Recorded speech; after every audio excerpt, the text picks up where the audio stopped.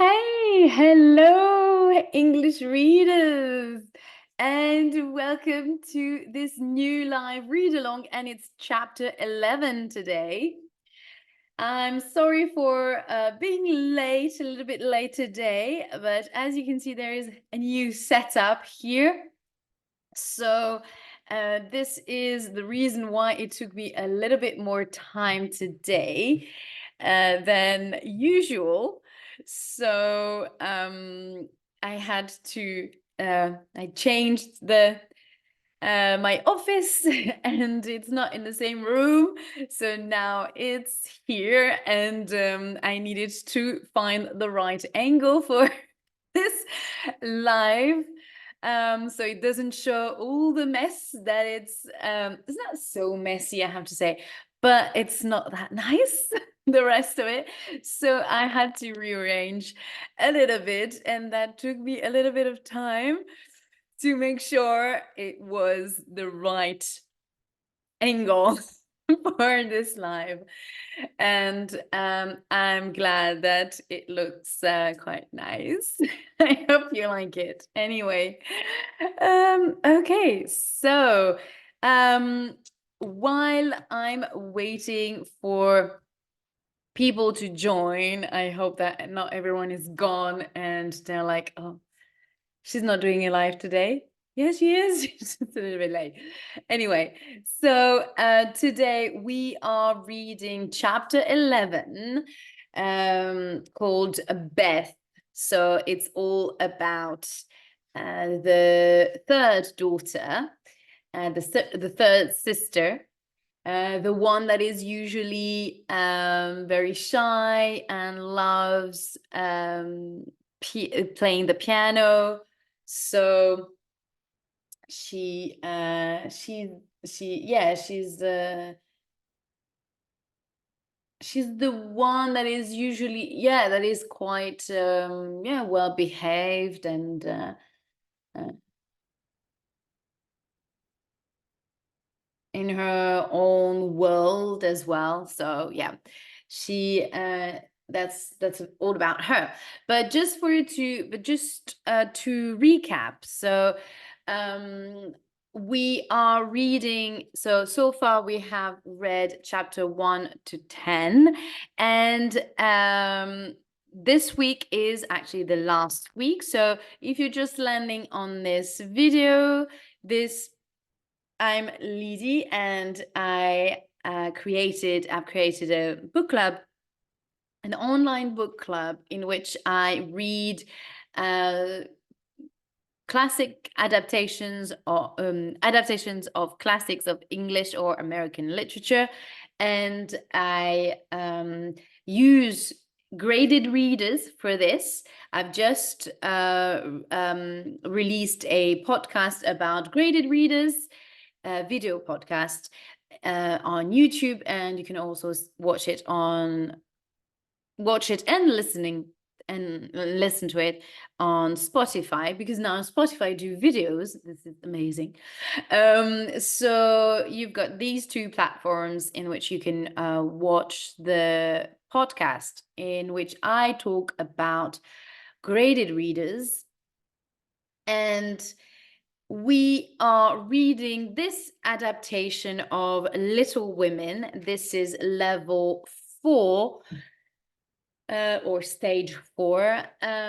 This means that it's for intermediate level, so A2 plus B1. Yeah. So if you have that level, intermediate level in English, then this book is right for you. And if you know already the story, this will definitely help you to understand better. Will help you yeah, get into the story. If you already know more or less what it's about, it helps a lot, especially when you start reading in English, when it's the first time that you read in English. Hi, Kitty. Hello. I was How are you? How are you? I'm not gonna jump too quickly. How are you? Thank you for joining today. Yay. I'm a bit late today because as you can see, yay. Um, as you can see, it's a new setup. The background is a little bit different because I'm in a different room. Now I've moved my office downstairs because in my house, it's a small house. It's not, there is a first floor, yeah, and yeah, you can see the stairs.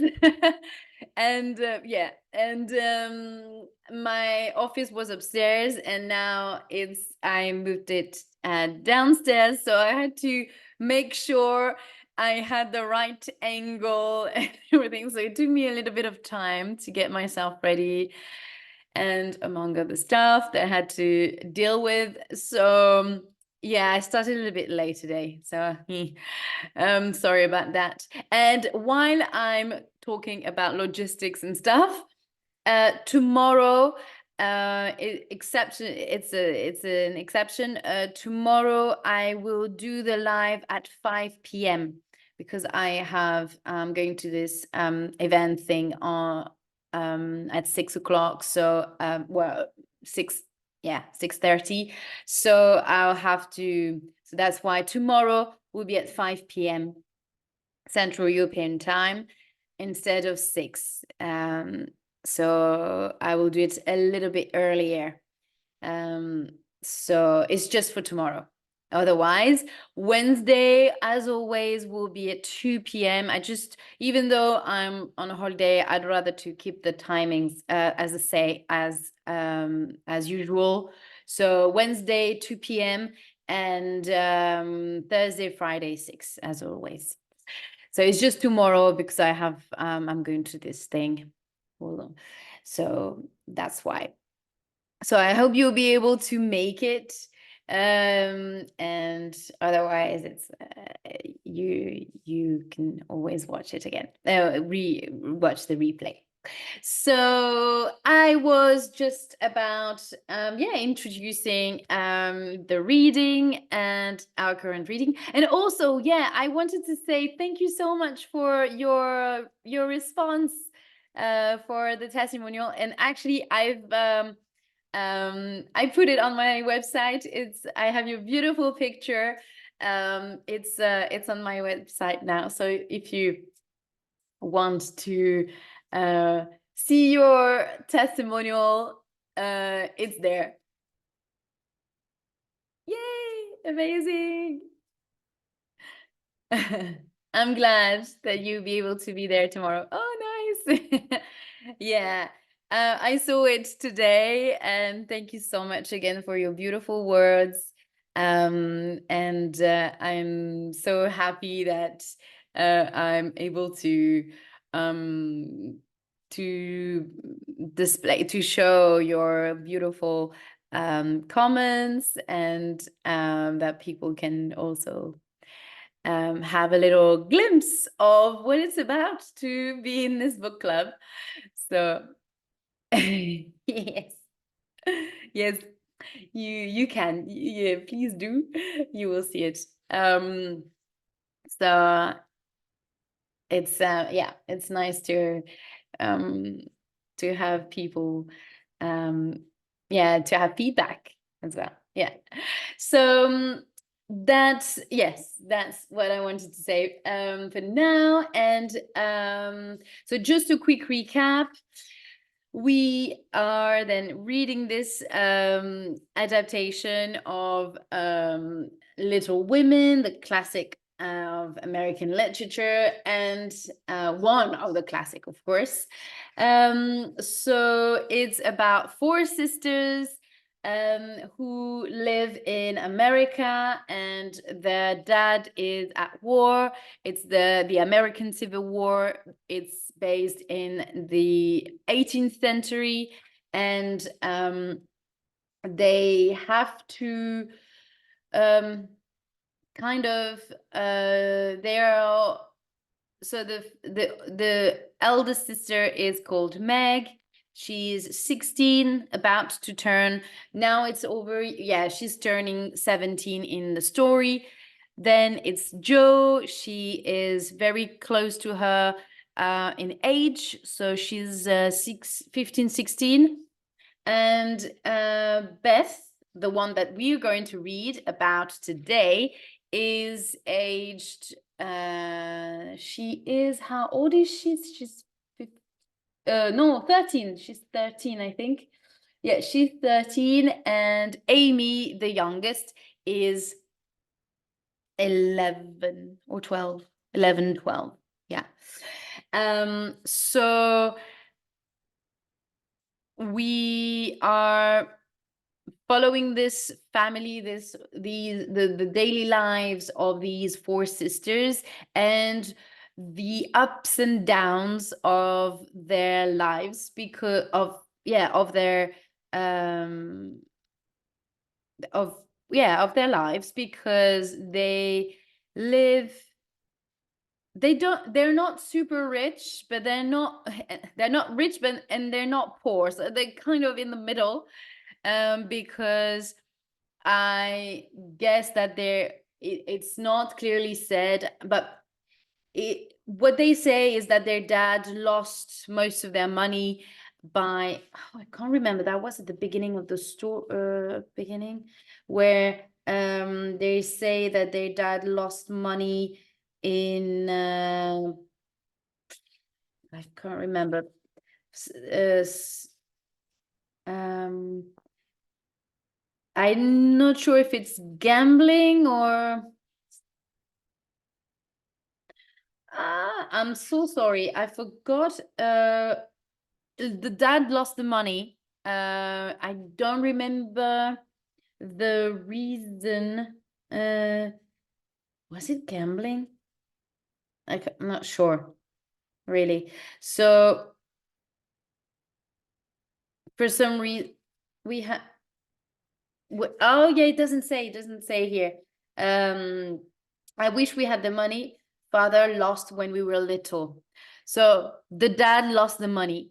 So they live in this nice house, but the eldest sisters, have to work to be able to maintain this uh, kind of living, and also pay all the expenses of, well, to dress up and eat, and also look after their two younger sisters. And the two youngest are at home doing the chores. They have a servant, so that means that they still have a certain social rank, but they're kind of tight on money, I would say. They have to really be careful on how they spend their money, but they're not poor, really. So they kind of middle class, sort of, but at that time that did not really exist. Uh, and we what happened is, yes, there's a lot of events with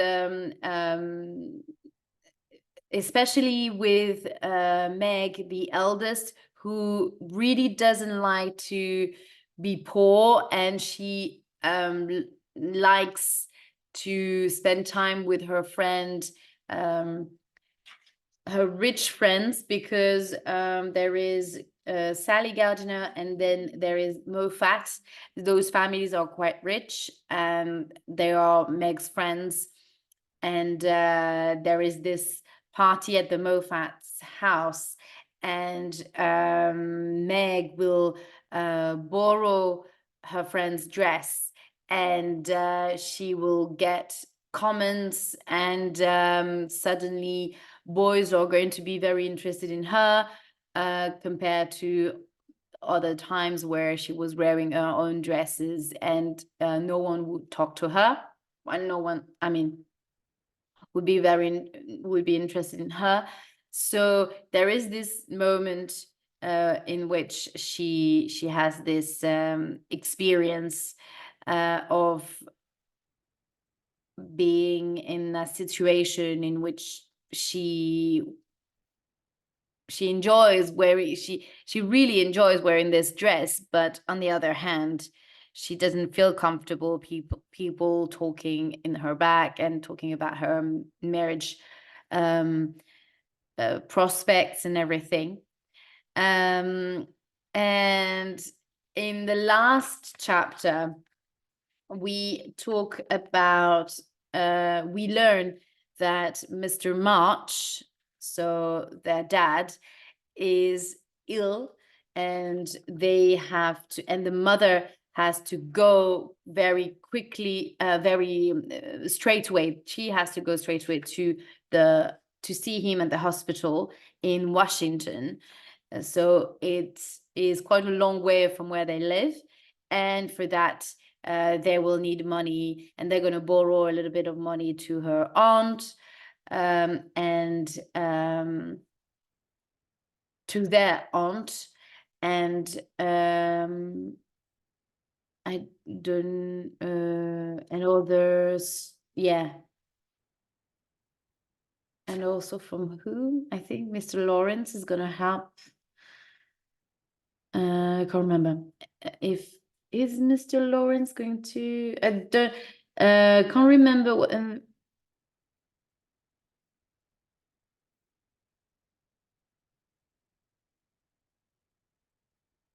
Yeah, I'm sorry. First, yeah.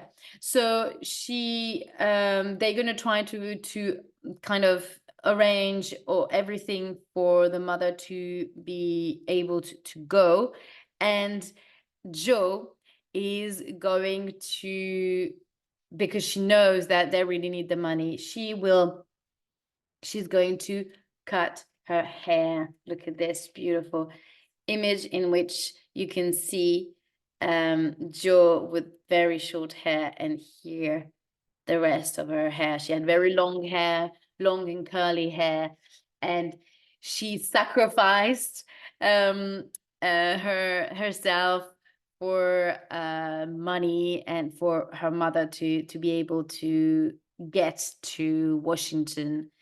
And for that, she's going to get quite a lot of money by cutting her hair. And it's a very poignant chapter here, because Joe, as we've discussed, Joe is in our last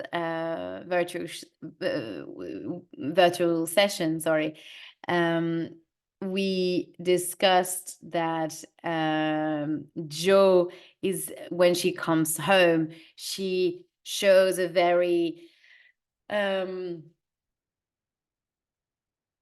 brave face, and she seems like she doesn't care about the fact that she had to cut her hair. She's all fine, and but in the evening, when she's alone in her bed, she's crying, and you can see that it's all a facade when she is around her sisters, and she wants to show her brave face, and she wants to show that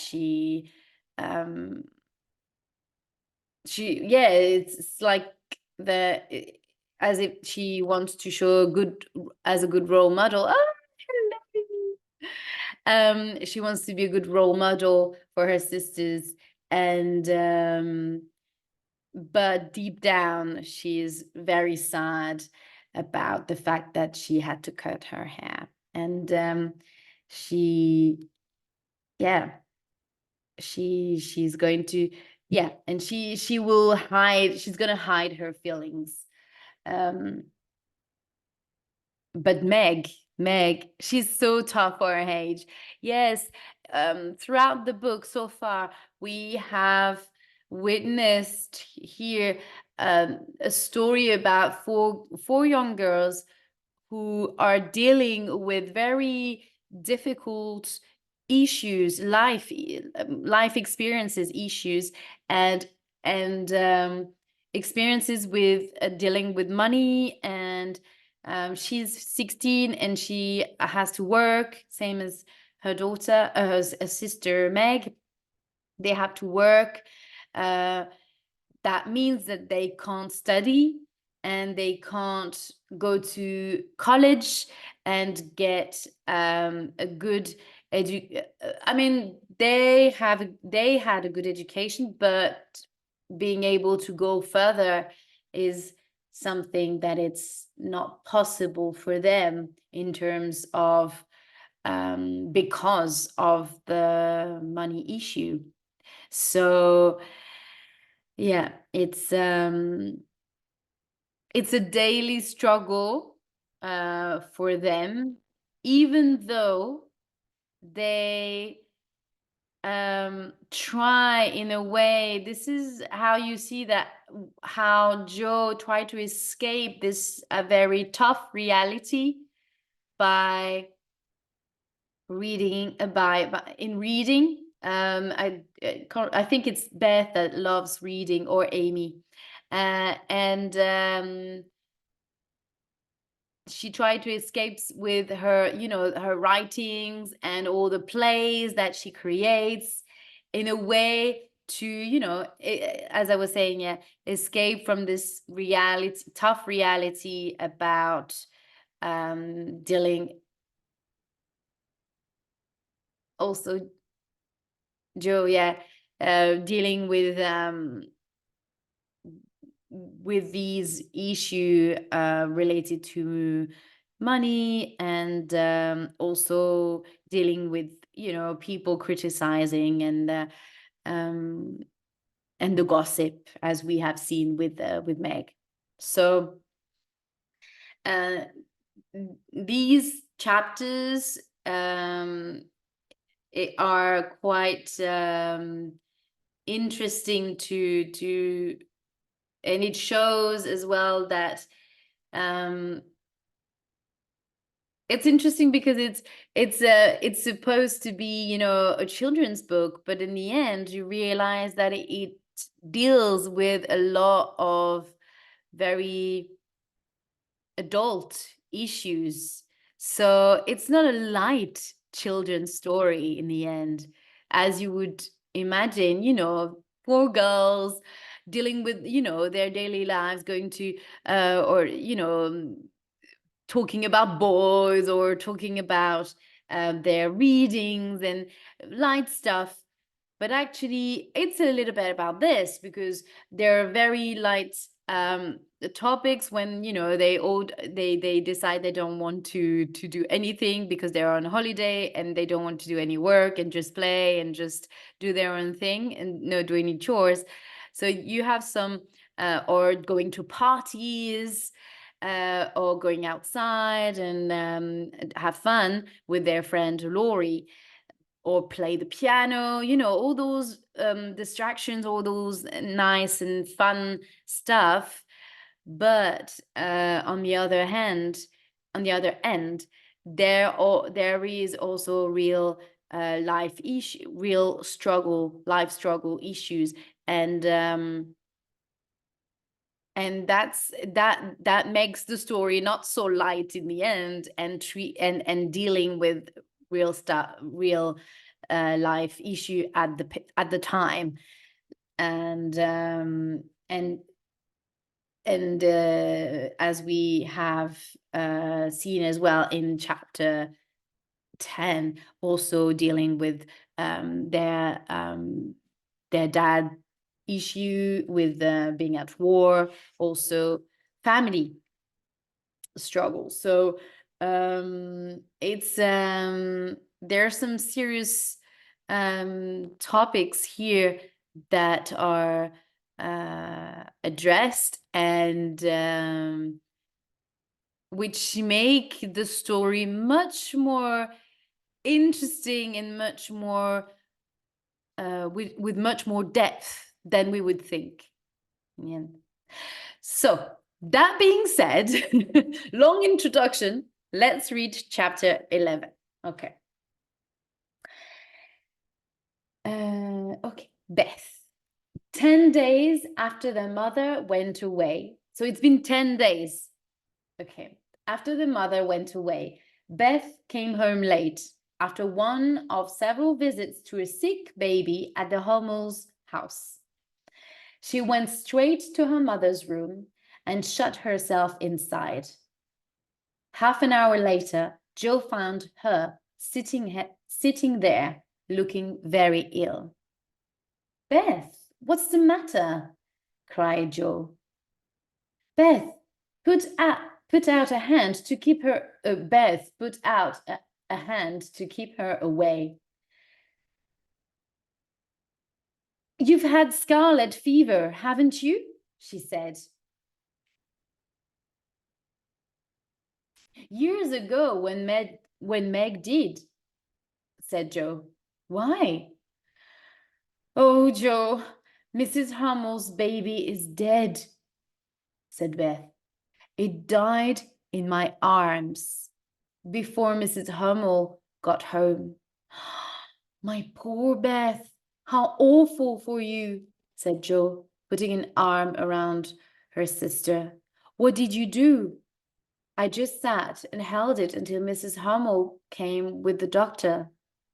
He looked at Heinrich and Mina, who were also feeling sick. It's scarlet fever, he said. Then he told me to come home and take some medicine quickly, or I will catch it too. I'll fetch Hannah, said Joe.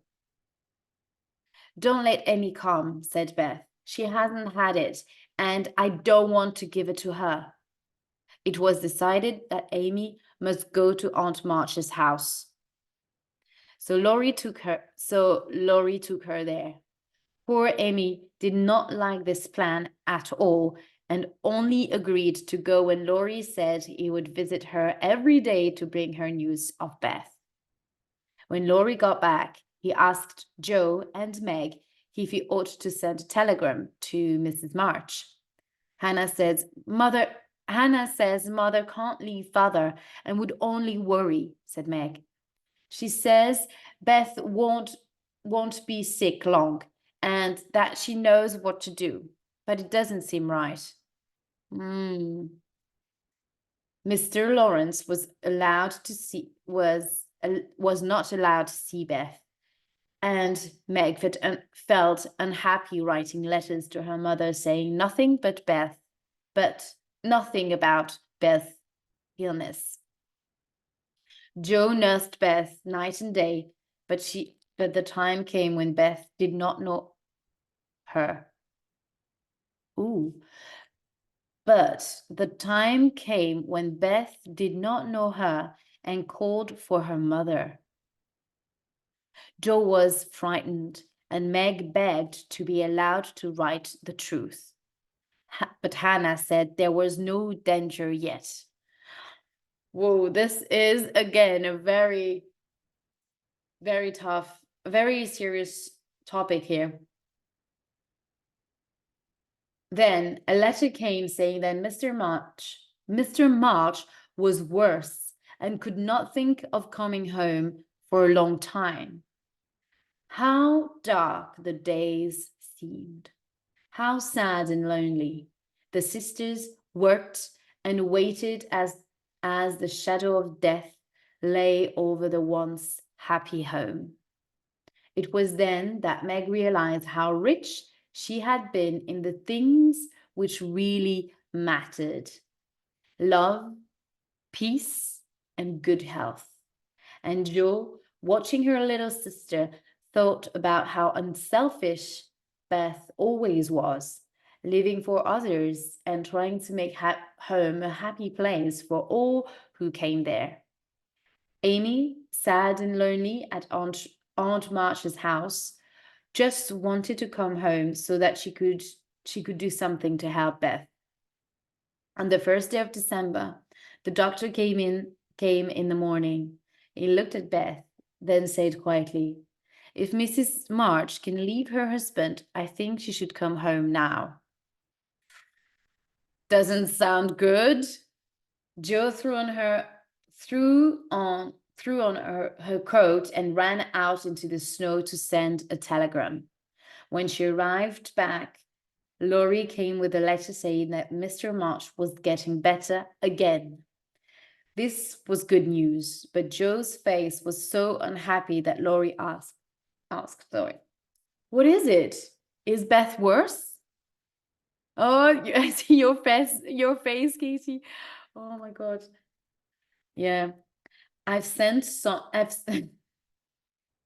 did not expect that at all. I've sent for mother, said Joe, beginning to cry. Beth doesn't know us anymore. So it seems that scarlet fever affects the memory, it seems. Yeah. Laurie held her hand and whispered, I'm here, Joe. Hold on to me. Your mother will be here soon, and then everything will be all right. I'm glad father is better, said Joe. Now mother won't feel so bad about coming home. You're very tired, said Laurie, but I'll tell you something to cheer you up, better than anything. What is it? Said Joe. Laurie smiled. I sent a telegram to your mother yesterday, and Mr. Brooke answered that she'd come at once. She'll be here tonight, and everything will be all right. Joe threw her arms around him. Oh, Laurie, oh, mother, I'm so glad. She did not cry again, but held on to her friend. He was surprised, but he smoothed her hair and followed this with a kiss or two. Joe pushed him gently away. Oh, don't! I didn't mean, oh gosh. So many feelings at the same time. I enjoyed it, laughed Laurie. Then went on. Grandfather and I thought your mother ought to know. She wouldn't forgive us if if anything happened. A train will be in at 2 o'clock in the morning, and I'll meet her. All that day, the snow fell and the hours went slowly by. The doctor came, then said he would come after tonight, when he expected there to be some change in Beth's condition, for better or worse. Hannah fell asleep in a chair beside Beth's bed. Mr. Lawrence waited downstairs while Laurie lay on the floor pretending to rest. The girls just waited, unable to sleep. At 12 o'clock, a change seemed to pass over Beth's face. Hannah slept on, but the girls saw the shadow which seemed to fall upon the little bed. An hour went by and Laurie left quietly for the station. At 2 o'clock, Jo was standing at the window, watching the snow. She heard something and turned to see Meg kneeling beside her mother's chair. A cold feeling of fear passed over Jo. Beth is dead, she thought.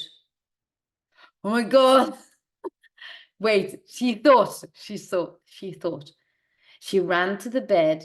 The pain had gone from Beth's face, and now there was a look of peace instead. Jo kissed her and softly whispered, Goodbye, Beth. Goodbye. Wait. Hannah woke up and looked at Beth. The fever is gone. Oh my God. And that's what she was.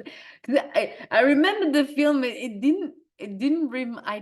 didn't think that she was dying. So that any of the sisters died. Oh my God. I was like, maybe the film is anyway. She's sleeping. The fever is gone, she cried. She's sleeping and breathing easily.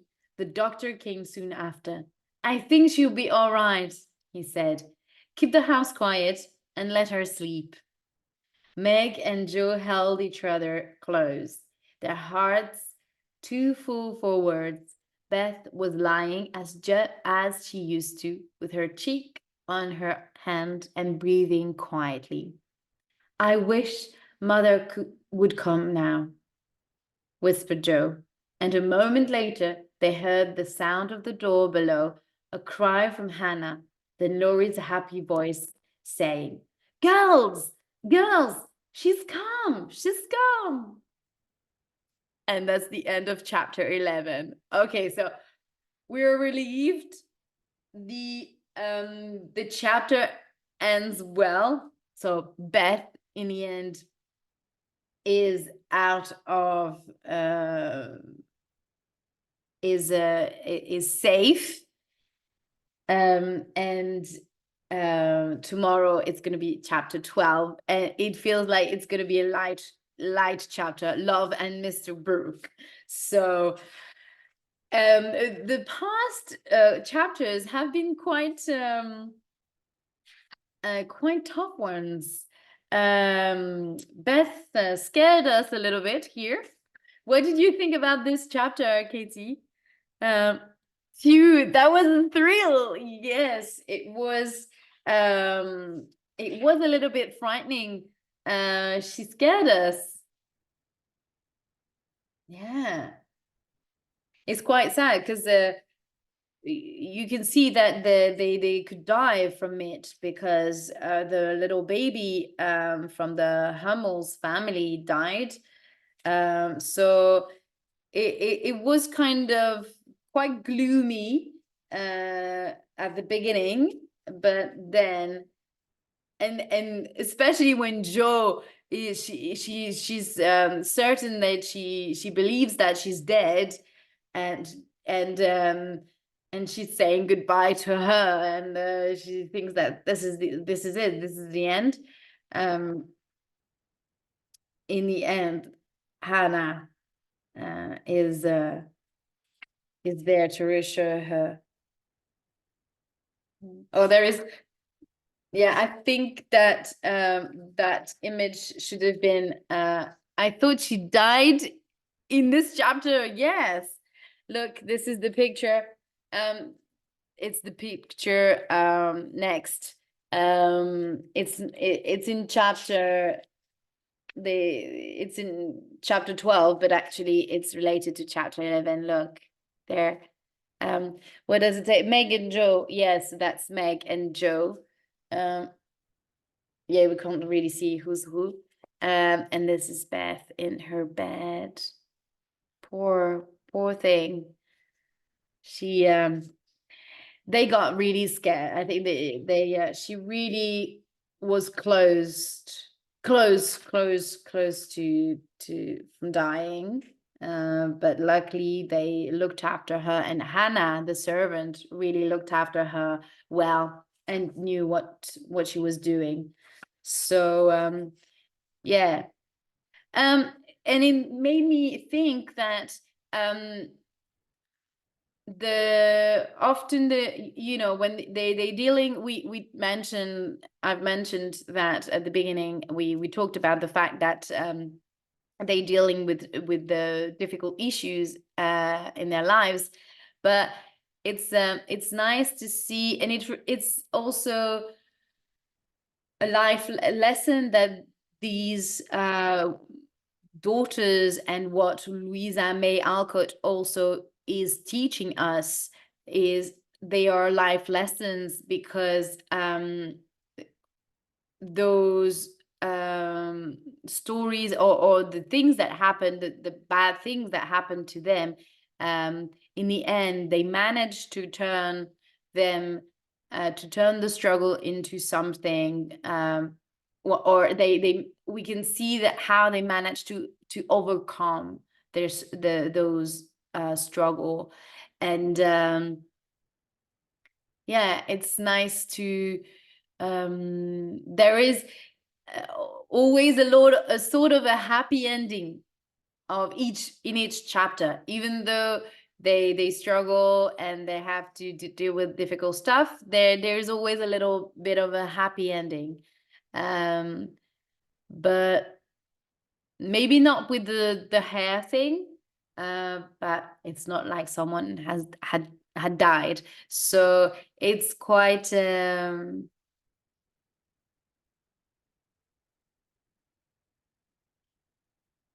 which makes it balances the whole narrative, with the with those sort of happy endings, because if the book was all about struggle, and it would be quite a tough read, and very depressing as well. So in a way, they yeah, and it's what is beautiful with with this novel, and why it's a classic as well. It's the reason why it's such a popular, it's been such a popular book, and it's become a classic of English literature, uh, because Louisa May Alcott managed to balance the difficulties of the time and the money issues, with also finding finding the light at the end of the yeah, finding a light in the end, and finding solutions, or yeah, oh, you can see that they're always find a way to overcome those issues, and what life throw at them. So that's a very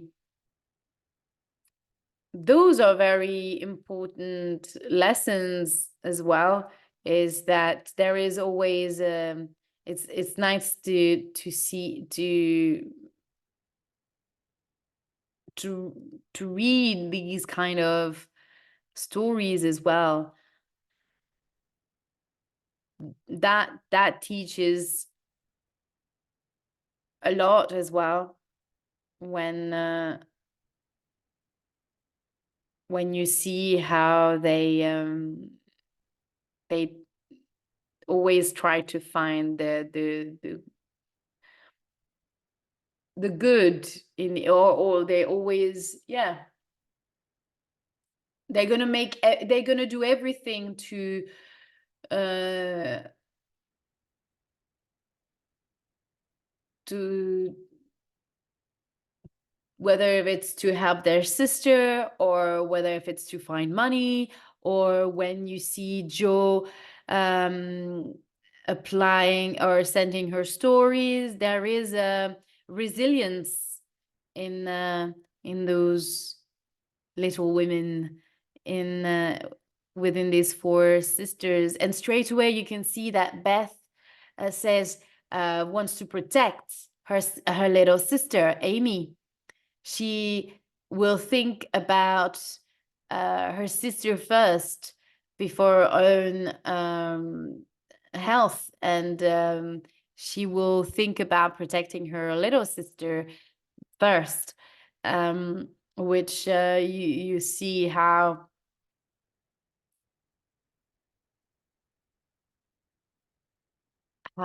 self-sacrificing she is again. And you can see as well how Jo talk about Beth, and the words that she used. She's so unselfish, I think, that was the word used here. Unselfish. So you see that they use, so we were looking up on selfless, but that's actually it's unselfish. So um and it's beautiful to see, no, although they have very different personalities, you can see this very strong sisterhood. I love it as well. That teaches a lot, and especially we've been trying um, to or put women. Hey, hello, good morning, Prof. Welcome to this live. Um, how society has tried to put women to make women fight against each other and be and show this kind of dynamic of women always criticizing and judging each other, or instead. But the thing is, it's something that society has been trying to portray women always, you know, fighting against each other. But instead, but actually, as we can see with this novel, that for actually centuries women have been supporting other women. And it's whether, yeah, it's with the story, but it's I don't know, maybe you probably know other examples in novels in which women support each other in Jane Austen's stories as well. You know, it's always a story about sisters and about sisterhood, and how they, not all the time, not with all the sisters, but I mean, there's always exception, but most of the time you can see this sisterhood in Jane Austen's work. And here again, you can see how those four sisters are caring about each other and caring for each other. So you can see in this, you know, look at the picture here when they are at Beth's bedside. Look, this image is very deep in meaning. And also, is there another picture? I think that one is very powerful in terms of how they look after each other. So that's an interesting view as well with this novel. Yeah, so there's so many topics in the end with this. So has as very, you know, it's, that's the thing about those classic of English literature or American literature. It's that, oh, we know so much about the story, you know, it's been adapted so many times, and we know about the the four March sisters. But do we really know? It's like, recently I've read Frankenstein, and oh, we know about Frankenstein. It's and first of all, I had completely forgotten that it's we always think that it's the monster, that Frankenstein is the monster, but it's not.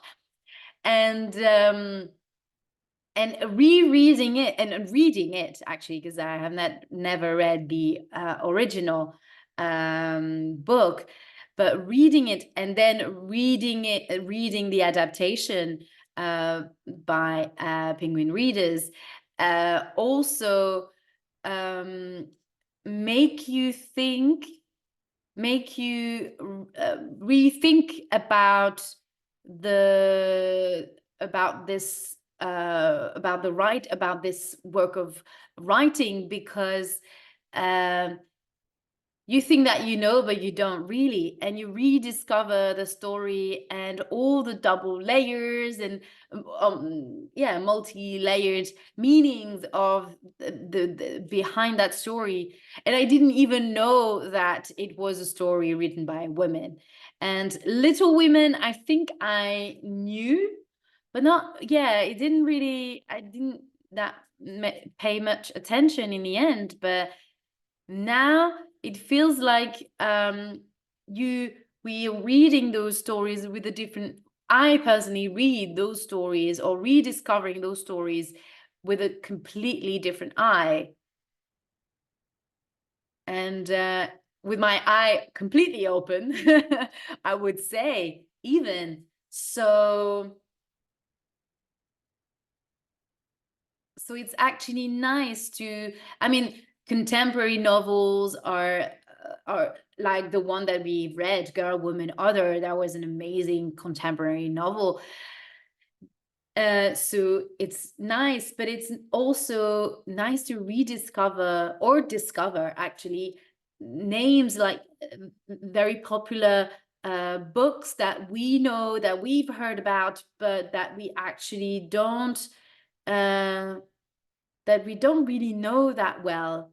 We know because we've heard about it. We have watched the film's adaptations or the series, but we don't really we when we you read the story, the actual story and what it's all about, you can make your own thing. And as we were discussing, Casey, last time, when I think it was in our Zoom session, um when we were actually saying that watching a film, it's very quick because it's very brief. In 2 hours you have so many information, so many things about the story, and reading actually allows you to take the time to kind of digest the story and analyze the thing and take time to really see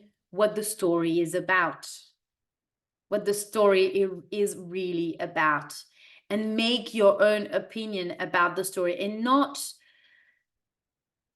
making your opinion from someone else's opinion of it, or about reading reviews of someone else's, or what the media say about it, and or the or in literature, or the experts, or like university researchers about it. I mean, of course there are um authority in studying those books, but we can't all read pages or articles, research articles, 100 pages about Little Women, of course.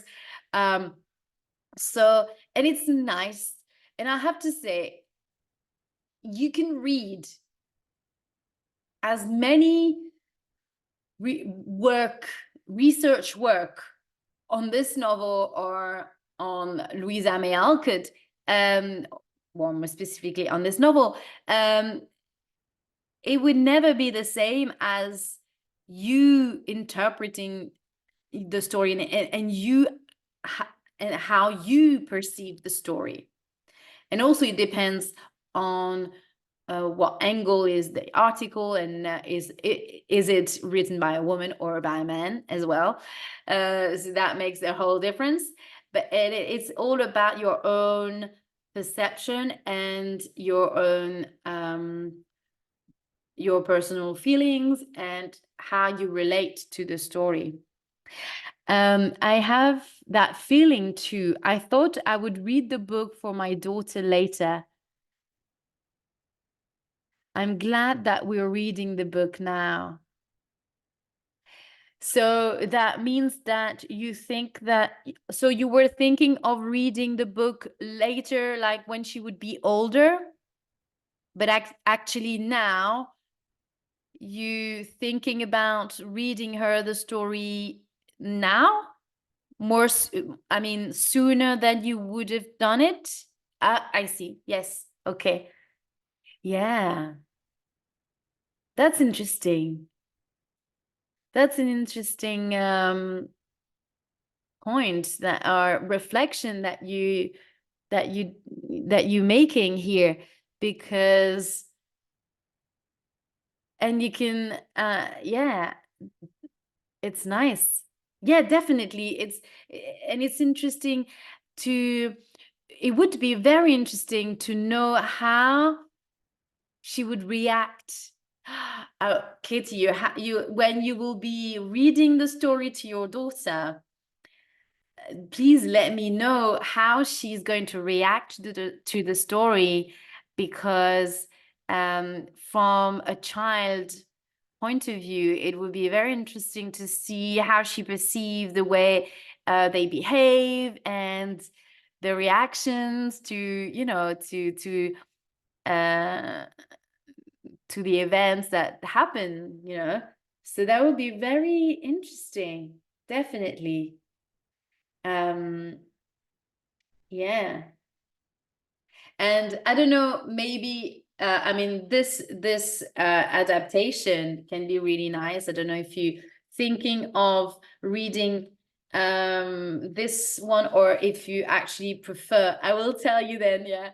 Or if you're thinking of reading this adaptation, or maybe I know that you've got the German adaptation as well. I mean the translation in German. But either way, yeah.